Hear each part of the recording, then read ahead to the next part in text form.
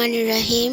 আলহামদুলিল্লাহ, আমি ভালো আছি। আশা করছি আপনারা যে যেখানে আছেন আল্লাহর রহমতে ভালো আছেন। কে কোথা থেকে আমার ভিডিওটি দেখছেন অবশ্যই লাইক, কমেন্ট এবং সাবস্ক্রাইব করে আমার পাশে থাকবেন আর আমাকে অনেক দূর পর্যন্ত এগিয়ে নিয়ে যাবেন। আজকে আমি এখানে অনেকগুলো সবজি দিয়ে সবজি রান্না করছি।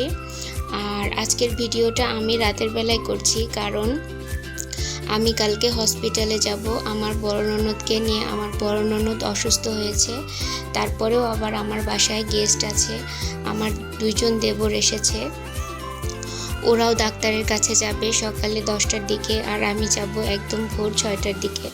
আবার বাচ্চাদের স্কুলও আছে। তো সেই ভেবে চিন্তা করলাম তাহলে কি করা যায়। তো ফ্রিজে গিয়ে দেখি যে বেশ কিছু সবজি আছে। তো যার জন্য আমি সবজিগুলোকে কেটে নিয়ে সুন্দরভাবে এইভাবে সবজি রান্না করব। আর আমার মতো কে কে এইভাবে সবজি রান্না করেন অবশ্যই কমেন্টে জানাবেন। আর খেতে ভালো লাগে কি না সেটা যখন রান্না করে খাবেন তখনই এই সবজিটার স্বাদটা বুঝতে পারবেন। এই সবজি রান্না করাটা আমার শ্বশুরবাড়ি থেকে শিখেছি, আমার ননদের কাছ থেকে।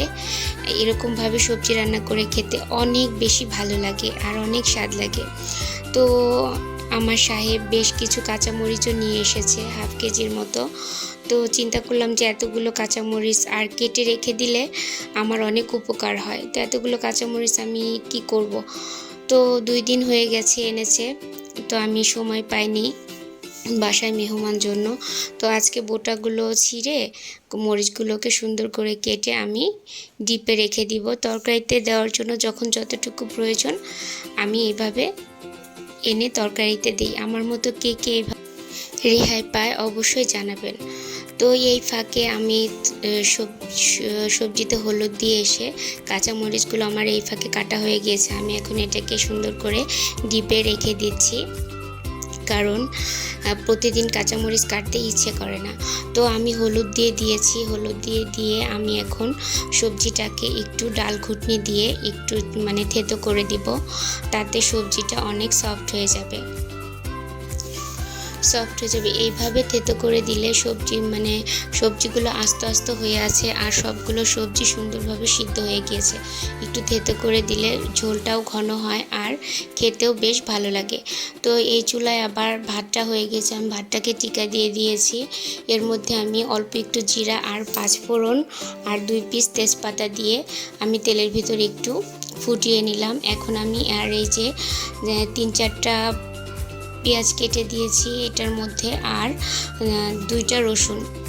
যেহেতু সবজি অনেক বেশি সেহেতু আমাকে একটু বেশি করেই পেঁয়াজ আর রসুনটাকে দিতে হয়েছে। তো আমি পেঁয়াজ মরিচ ভাজতে ভাজতে পুঁটি মাছগুলোকেও আমি হলুদ, লবণ আর মরিচ দিয়ে মাখিয়ে নিচ্ছি। এই সবজির সাথে এটা দিয়ে খাবে। আজকে রাতে আর কিছুটা সবজি বেঁচে থাকলে সকালে যদি আমি রুটি বা পরোটা বানাতে পারি ওদের জন্য, তাহলে সেটা দিয়ে ওরা খাবে।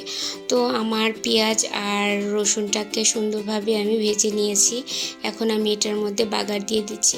তো হাতে একটু তাপ লেগে গিয়েছিল যেহেতু অনেক গরম।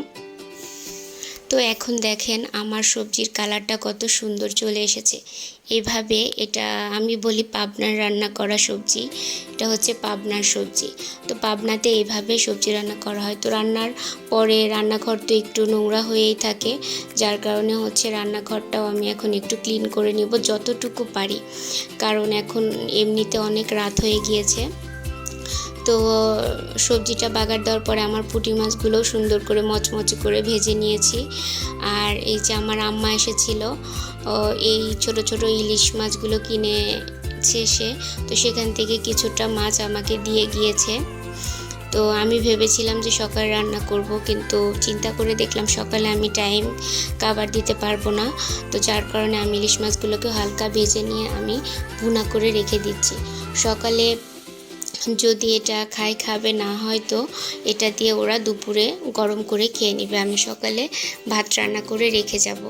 তো আমি ইলিশ মাছ ভুনাটার মধ্যে আমি তেমন কিছুই দেইনি, যেহেতু আমি একটু পেঁয়াজ বাটা দিই, বাট এখন আমার পেঁয়াজ বাটাটা শেষ হয়ে গিয়েছে, যার কারণে আমি শুধু পেঁয়াজ দিয়েই আমি তরকারিটা রান্না করছি। আর একজনকে খুব মিস করছি, এটা তার খুব ফেভারিট। তো যাক, কিছু করার নেই, সে এখন আমার কাছে নেই। তো এই যে এখন মাছগুলোকে আমি সুন্দর করে এই মশলাটার সাথে আমি কষিয়ে নিচ্ছি।